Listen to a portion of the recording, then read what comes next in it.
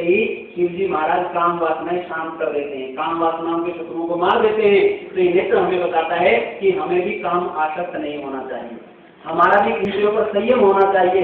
जैसे शिव जी महाराज एक पत्नी बस, केवल एक पत्नी, और उस पत्नी का नाम क्या था? पार्वती। उसको संस्कृत में बोलते हैं उमा, और उमा का संस्कृत में क्या लिखा? उसका लिखते हैं ओम ब्रह्म विद्यते जायते यथा सा ब्रह्म विद्या। उमा का अर्थ होता है ऐसी विद्या जिसके द्वारा परमात्मा को जाना जाए, वेद विद्या को ही उमा कहा है। शिवजी महाराज ने किसके साथ विवाह किया? विद्या के साथ। क्यों? क्योंकि विद्या व्यक्ति को सार देती है, विद्या ही व्यक्ति के जीवन में प्रकाश लाती है, और विद्वान व्यक्ति ही मोक्ष को प्राप्त हुआ करता है।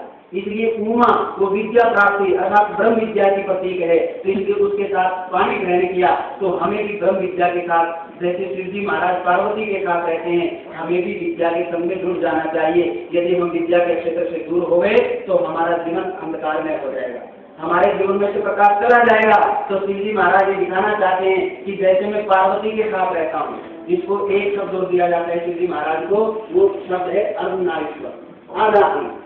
यानी पति पत्नी कैसे रहें, ये शिव जी महाराज बता देना चाहते हैं शिव देवता कि पति पत्नी ऐसे रहें, अर्धांगिनी आधा अंग, कि ऐसे जैसा आप सम्मान चाहते हैं पत्नी के साथ भी ऐसे सम्मान करें।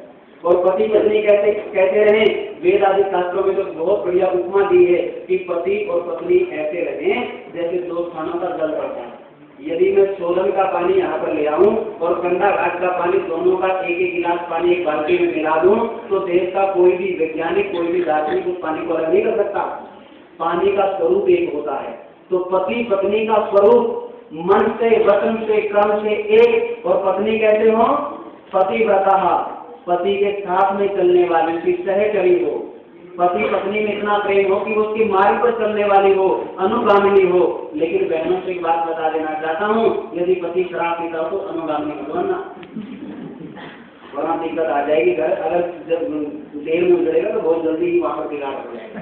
तो इसलिए अनुगामिनी उसकी रहना, जब पति अच्छा हो, सिद्धांतिक हो, तो वहाँ पर अनुगामिनी रहे। और भाई भाई कैसे रहे? जैसे राम और लक्ष्मण रहते। राम और लक्ष्मण में पता है कितना प्रेम था? राम और लक्ष्मण में इतना प्रेम था, जब वहां पर रावण के साथ युद्ध हुआ, युद्ध संग्राम चल रहा था, तो मेघनाथ ने लक्ष्मण पर शक्ति छोड़ दी तीर के साथ, और शक्ति की वीर शक्ति, वो तुरंत लगते ही लक्ष्मण घायल हो गया। जब दूसरी सेना में राम लड़ रहे थे तो वहां पर संदेश जाता है कि लक्ष्मण महाराज घायल हो चुके हैं। तो राम वहां पर इतिहास बताता है, रामायण ग्रंथ बताता है कि भगवान रामचंद्र ने अपना धनुष छोड़ दिया और अपना धनुष छोड़ के रोने लग गए। उसने कहा मुझे आज सीता नहीं चाहिए, मुझे नहीं चाहिए।